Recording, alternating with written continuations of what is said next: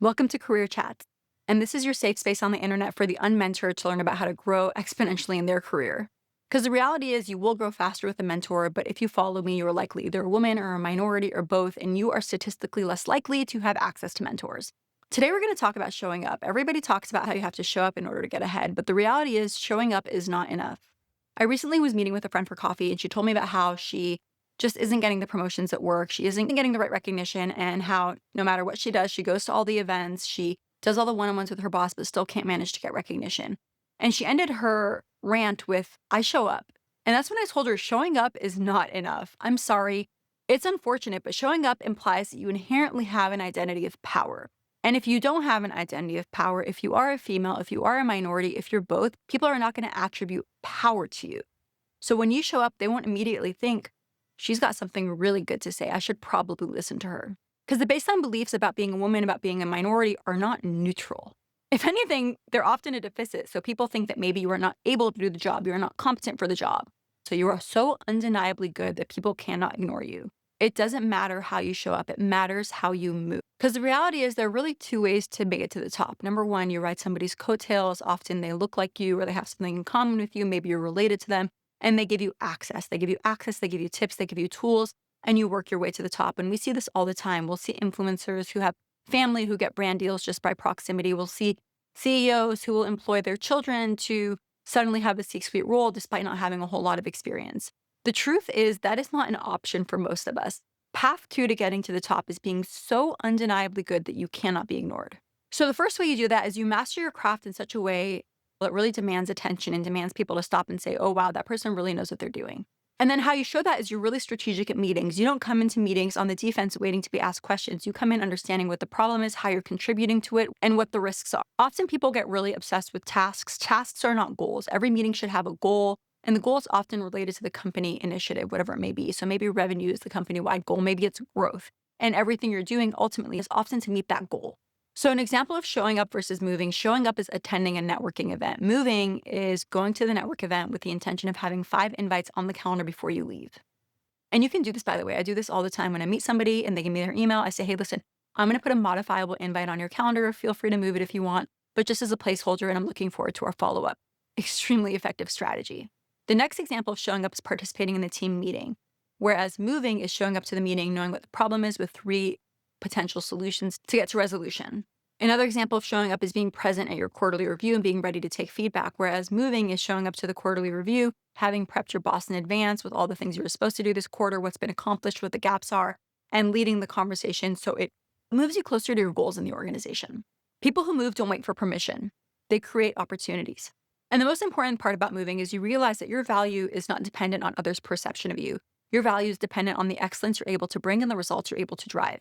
And you start becoming undeniably excellent when people see that, when they realize, hold on, this person, when they have a goal, they dominate it. But the elephant in the room is that often showing up feels like enough because when you look different, when you're a minority, when you're a woman, when you're in spaces that don't look like you, when you're in spaces where you feel like more of an imposter, and statistically, we do have more imposter syndrome.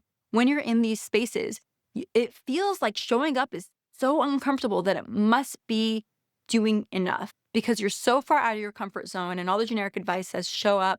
Sure, there's value to being uncomfortable, but at some point you do that thing enough, and it's not that uncomfortable to go and be present, but your value isn't being recognized. The truth is, most people don't connect the dots, and that's why storytellers in every domain do really well.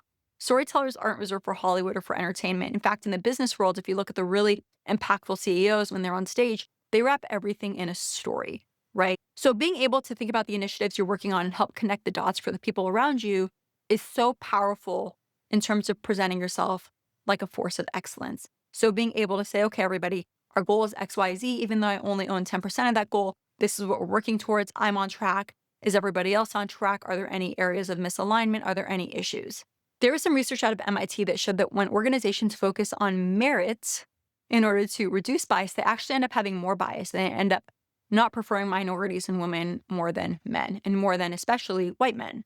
And an organization with an Accenture found that when people were rewarded based off of merit, women just got less bonuses. If you let people write the picture for you, they're going to write an underdeveloped photo.